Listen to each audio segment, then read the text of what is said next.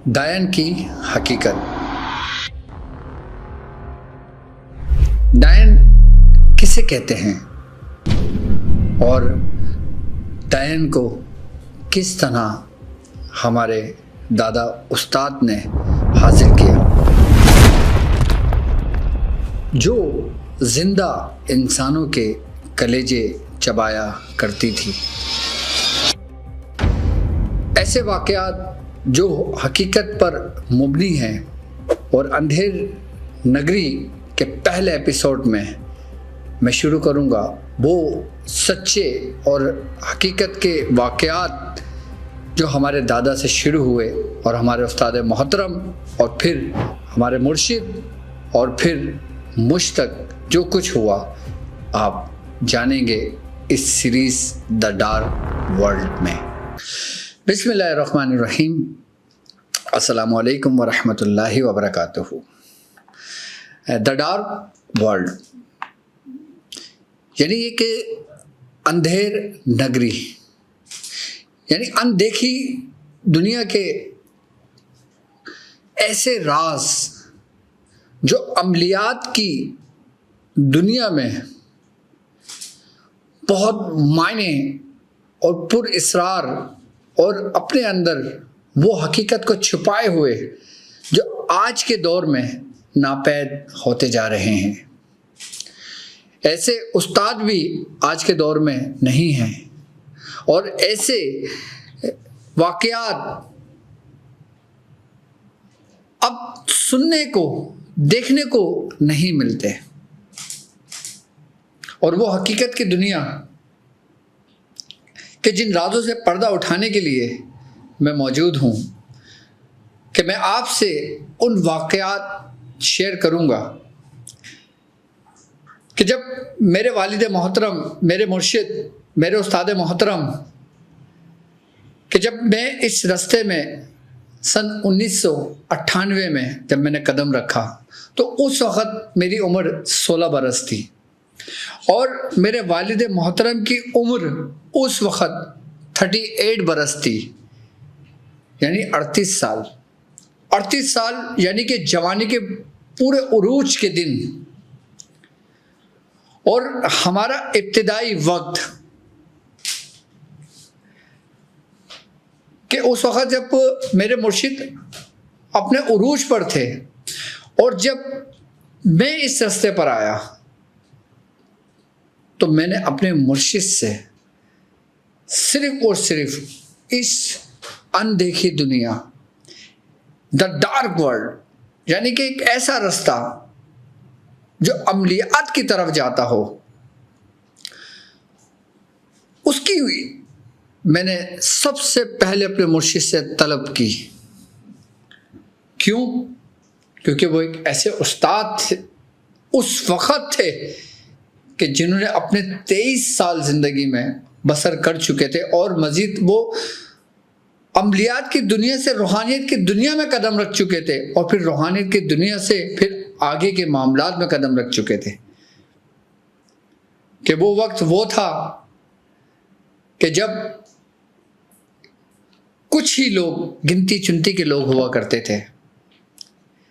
एक शब हम ऐसी क्लिनिक के बाहर बैठे हुए थे जिनमें मेरे मुर्शिद थे, मैं था और मेरे साथ दो मेरे पीर भाई जो मुझसे सीनियर थे, वो उस वक़्त वहाँ मौजूद थे। तो ऐसी बातें हो रही थी। तो उस वक़्त मैं हुजूर अपने वो वाक़यात, वो हकीकत बताया करते थे कि जो उन्होंने देखा, जो उन्होंने सीखा, जो उन्होंने समझा, जो उनको उनके मुर्शिद ने बताया, उनको उस्ताद ने बताया। आज मैं आपको वो वाक़या सुनाऊंगा कि जब मेरे मुर्शिद के जो उस्ताद थे, जिनका नाम था उस्ताद, उनका जिक्र शायद आपने सुना हो मियाँ हुजूर की ज़बानी।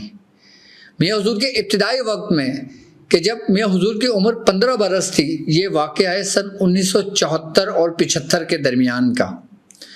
अगर मियाँ हुजूर की पैदाइश 1960 की है तो 75 में मियाँ हुजूर की उम्र 15 बरस बनती है। तो मियाँ हुजूर ने जब इस दुनिया में कदम रखा तो 15 बरस के थे। तो मेरे तो फरमाते कि उनके जब उस्ताद थे उस वक़्त उनकी उम्र कमो बेश 80 बरस थी या उससे कुछ ज़्यादा, और उस वक़्त वो इस इल्म अलवी में यानी कि अमलियात की दुनिया में उस वक़्त वो अपने पूरे उरूज पर थे, और उनका ताल्लुक़ हिंदुस्तान की सरज़मीन से था। वो हिंदुस्तान से पाकिस्तान तशरीफ़ लाए थे, और ये वाक़या में हुज़ूर बताते हैं कि हिंदुस्तान ही की सरज़मीन में वाक़या पेश आया। फरमाते हैं कि मेवात इंडिया की एक जगह का नाम है, वहाँ पे एक गांव था, और उस गांव में की आबादी चंद ही लोगों पर मुश्तमिल थी। तो वहाँ पे एक औरत रहा करती थी, और जो वो औरत थी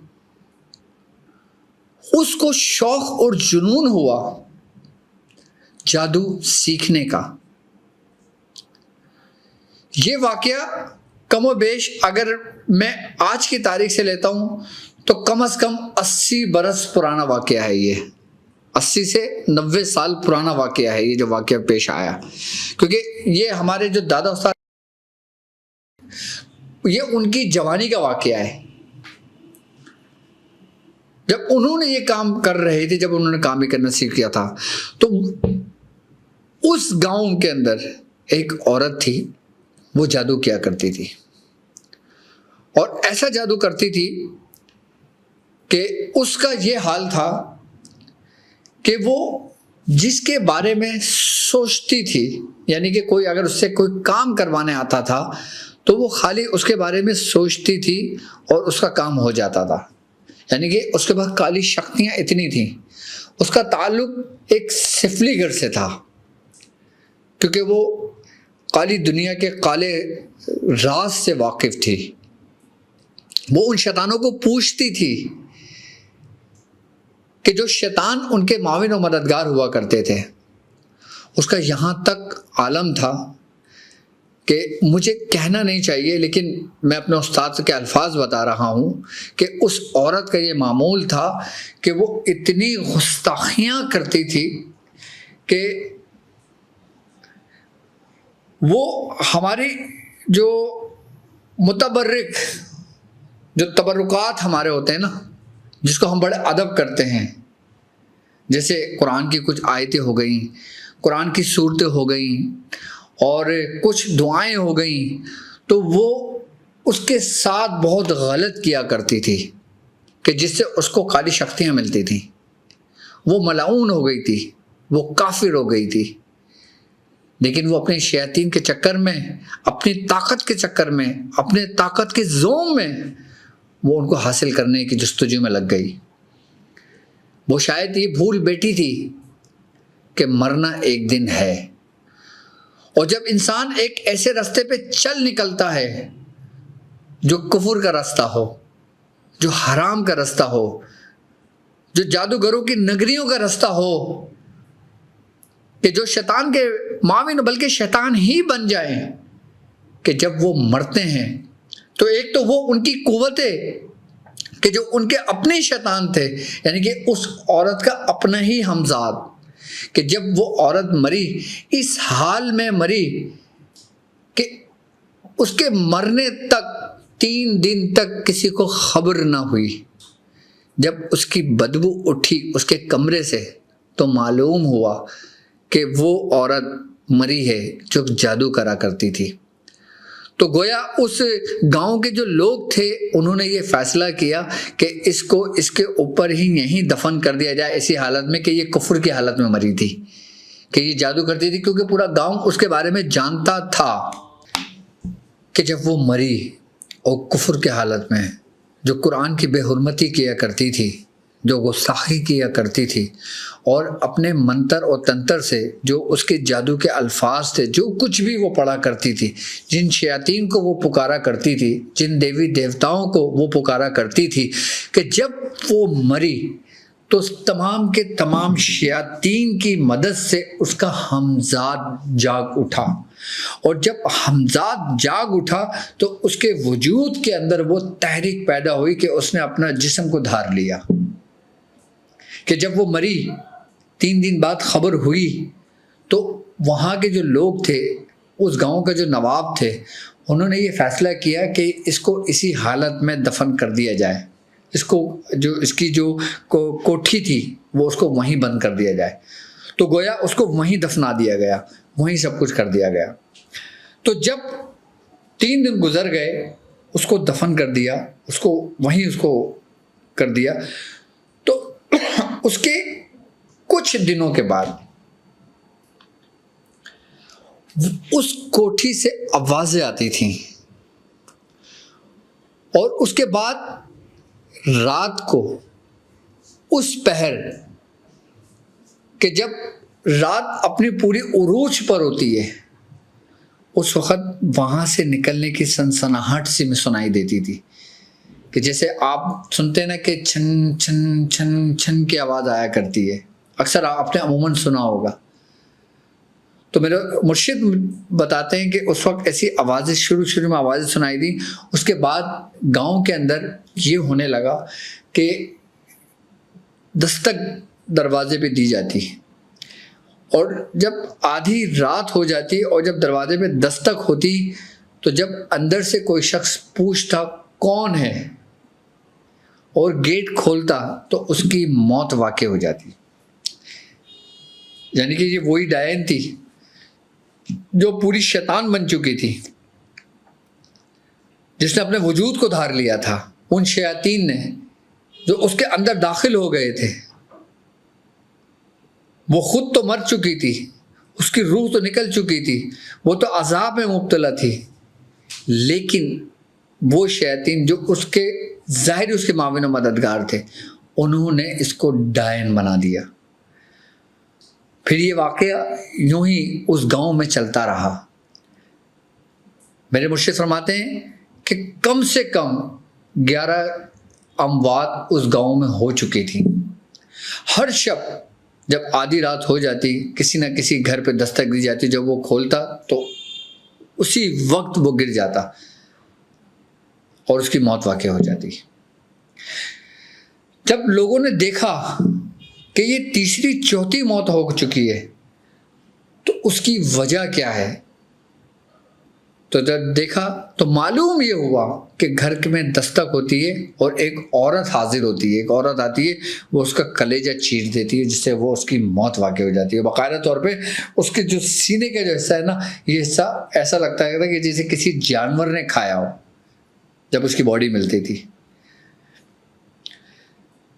तो उस गांव के जो नवाब थे वो हमारे दादा उस्ताद को जानते थे, तो उन्होंने उनको ख़त लिखा और उनको गांव आने की दावत दी, उनको सारा वाक़या उनको बताया। उस वक़्त वो जवानी के थे, उरूज के थे। मैं तो फरमाते हैं कि उन्होंने सूरह इखलास पे बड़ी मेहनत और रियाजत करी थी। अपने आखिरी वक्त में वो सूरह इखलास बहुत कसरत से पढ़ा करते थे, बड़ी उन्होंने रियाजत करी थी। कि जब उनको बुलाया गया तो नवाब से उनकी दोस्ती भी थी। जब हमारे दादा उस्ताद यासीन जब वहाँ पर आए, नवाब से मुलाकात हुई, जब उनको सारा माजरा बताया गया, तो उन्होंने कहा ठीक है, मैं इसको हाजिर करूँगा, मैं इसको बुलाऊँगा, ये अपने वजूद के साथ आएगी, लेकिन मुझे कुछ सामान की ज़रूरत पड़ेगी। तो वहाँ के जो नवाब थे, उन्होंने जो दादा ने हमारे सामान का कहा, उन्होंने सामान का बंदोबस्त कर दिया। कि सामान के जिसमें सरकंडे की लकड़ियाँ थीं, कि जिसमें संदूर था और जिसमें दिल था गाय का, और कुछ छुरियाँ थीं, और कुछ उसमें जो बबूल के जो कांटे होते हैं वो कांटे थे, और ये सामान था जो उन्होंने मंगवाया था उन्होंने। और बाकायदा तौर पे उन्होंने लाल कपड़ा बिछवाया था, लाल कपड़ा मंगवाया था। अब हमारे दादा ने कहा कि देखो ये एक ऐसा खेल है कि जब मैं इस डायन को बुलाऊंगा तो दोनों में से किसी के साथ भी कुछ भी हो सकता है, या तो ये मुझे भी ले जा सकती है या मैं इसको ले जा सकता हूँ। अब जब ये मियां हुजूर वाक़या बता रहे थे हमें, तो उस वक्त हमारा इब्तिदाई वक्त था, हमारे भी थोड़े से जिस्म की कैफियत बदलने लगी, हमारे भी रोंगटे खड़े होने लगे, क्योंकि उस वक्त हमने कुछ देखा ही नहीं था, हमने सिर्फ वाक़या सुन रहे थे। ये वाक़या सुनकर ही हमारे अंदर जज्बा पैदा हुआ, ये वाक़या सुन के ही हमारा यकीन स्ट्रॉन्ग हुआ, ये वाक़या सुनते ही, ये वाक़या जो बताते थे, हमारे अंदर एक जज्बा पैदा होता था, एक जुस्तजू बढ़ती थी। ये प्रोग्राम भी ट्रांसमिशन करने का मकसद यही है कि जो लोग मेरे साथ चल रहे हैं उनमें बाकायदा जज्बा पैदा हो, एक शौक़ पैदा हो कि आगे क्या हुआ, कि किस तरह उन्होंने ये सब कुछ किया और क्या ये मुमकिन था, किस तरह उन्होंने नुकसान पहुँचाया। जब ये वाक़या हम जब सुनते थे ना, तो हमारी कैफियत बदल जाया करती थी। तो फिर हमारे जो दादा उस्ताद थे उन्होंने सामान मंगवा लिया। उन्होंने कहा कि जो गांव का रास्ता है, मैं उस रास्ते पर बैठूंगा। और उन्होंने फरमाया कि जब ईशा की अजान हो जाए, ईशा की नमाज हो जाए, उसके बाद कोई भी शख्स गांव से बाहर नहीं निकलेगा, अपने घर से बाहर नहीं निकलेगा, अपना दरवाज़ा नहीं खोलेगा, अपनी खिड़कियां नहीं खोलेगा, अपने सारे चिरागों को बंद कर देगा, रोशनी नहीं होगी।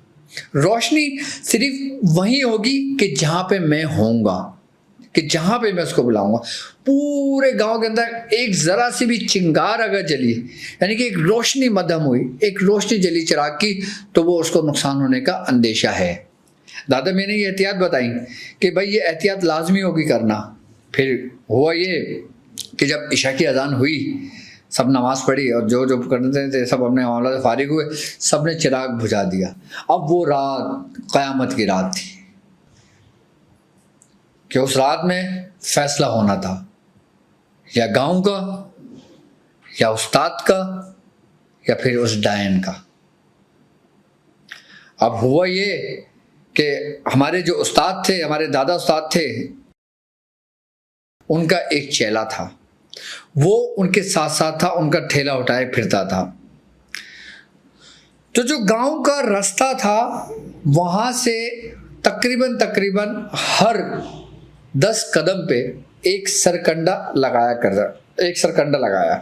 अब जैसे मिसाल के तौर पे मैं आपको समझाता हूँ, एक यूं रास्ता बना हुआ है, एक ही रास्ता है पूरा, ये चारों तरफ गांव है, गांव का रास्ता यहाँ से दाखिल हो रहा है, ये पूरा ट्रायंगल गांव का आ रहा है, ऐसे ये पूरा सर्कल गांव है, और ये पूरा ऐसे रास्ता आ रहा है पूरा, यहाँ से अंदर दाखिल होते हैं।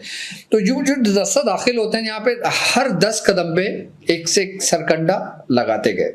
अब मैं बताऊंगा कि सरकंडे की वजह क्या थी, क्योंकि हम सवालात करते थे जब हमारे मुर्शिद वाक़यात बताते थे ना, हम पूछते थे भाई सरकंडे की क्या हकीकत थी, क्यों रहा था। मैं पहले तरीक़ेकार समझा दूँ, उसके बाद मैं इसकी हकीकत भी बयान करूँगा आपसे।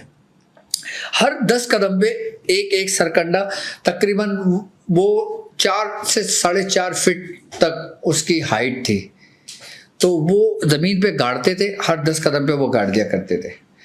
तो उस पूरे रास्ते में सरकंडे लगाए हर 10 कदम पे, उस हिस्से तक जहाँ से गांव का रास्ता शुरू होता है, जहाँ से गांव का रास्ता शुरू होता है और जहाँ से वो पहला घर बनता है, वहाँ से लेके उस रास्ते तक सरकंडे ऐसे लगाए 10-10 कदम पे, और 10-10 कदम पे ऐसे सरकंडे लगाए। और फिर उस सरकंडे के लेके 3 रस्सियाँ बांधी, एक काले कलर की रस्सी बांधी, एक लाल कलर की रस्सी बांधी, और एक ब्लू कलर की रस्सी बांधी, यानी कि जो आसमानी रंग होता है ना ब्लू, उस रंग की बांधी। दोनों तरफ से रास्ता पूरा पैक कर दिया।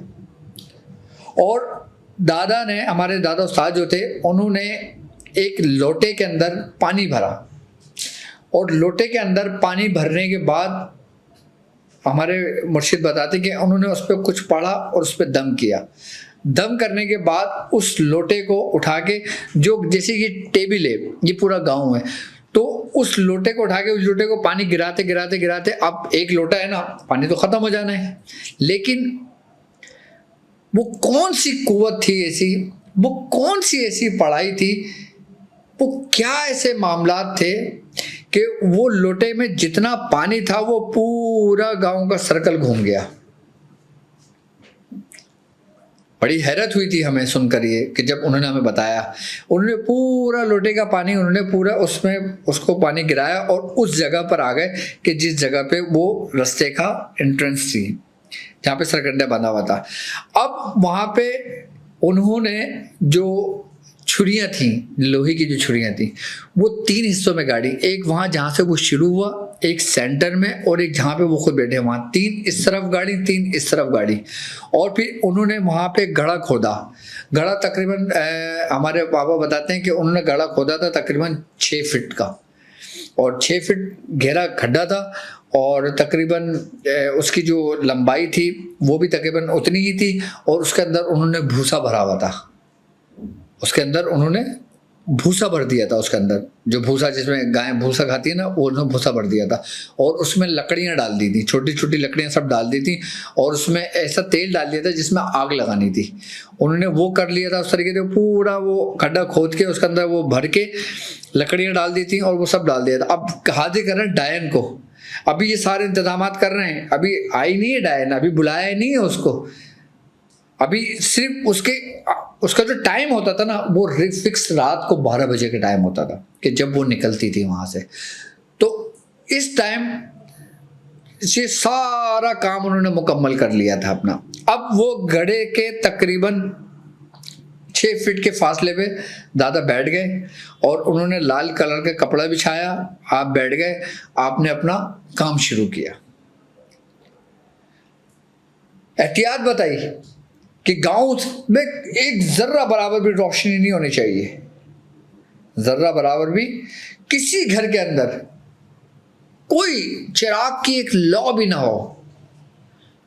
क्योंकि अगर किसी भी घर के अंदर वो चिराग की लौ जलती, किसी घर के अंदर या किसी हुजरे के अंदर रोशनी आती, तो हमारे दादा बताते हैं कि वो पूरे का पूरा घर को ख़त्म कर देती।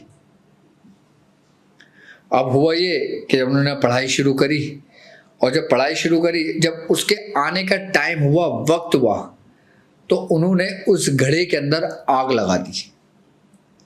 अब घड़ा जल रहा है, रोशनी सिर्फ वहीं है, और उससे 6 फीट के फासले पे वो बैठे हुए हैं दूर, और उनके पीछे उनका चेला बैठा हुआ है।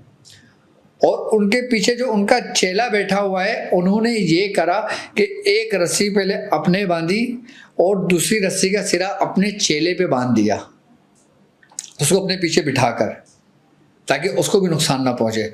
और उसको कहा कि तुम अपना रुख मेरे पुष्ट की जानिब रखना, कि जैसे एक शख्स ये बैठा हुआ और एक ऐसे बैठ गया, एक का रुख इस तरफ है, एक का रुख इस तरफ है।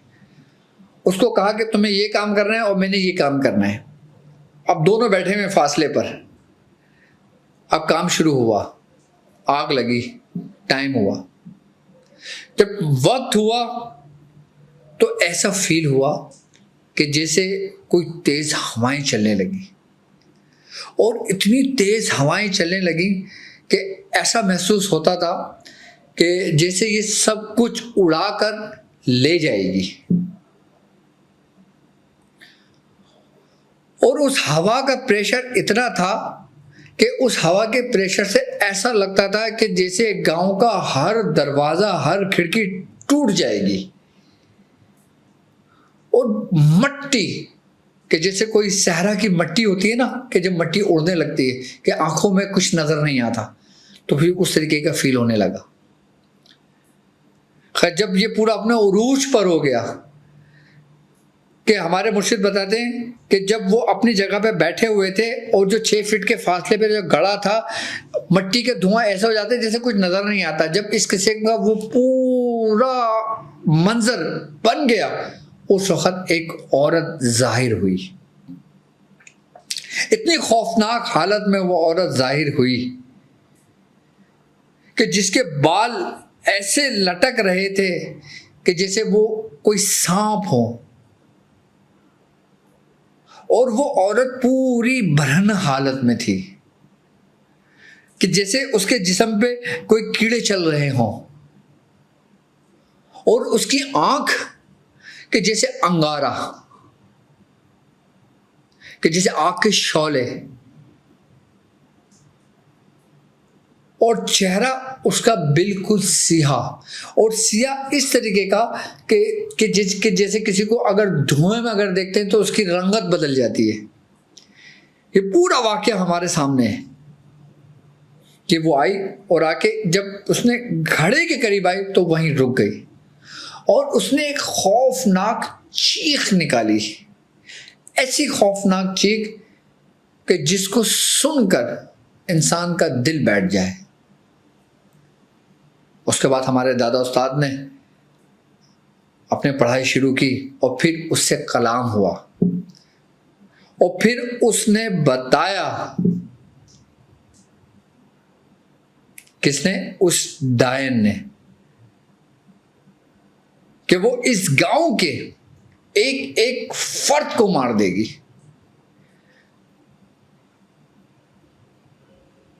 और उसने सबसे पहले तो हमारे दादा उस्ताद को डराने की कोशिश की, खौफ मुसल्लत करने की कोशिश की।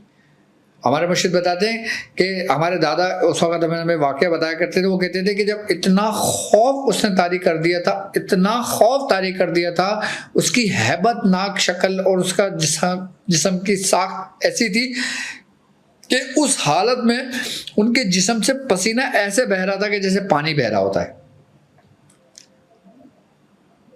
कहते हैं एक वक्त ऐसा आया था उनके ऊपर कि जिससे उनके औसान खता होने लगे और लोग समझते हैं हाजिरी इतनी आसान होती हैं। अब मैं अपने दादा उस्ताद की बात कर रहा हूँ कि उनकी ये हालत थी उस हाजिरी में कि जिसको वो ख़त्म कर रहे थे बैठकर।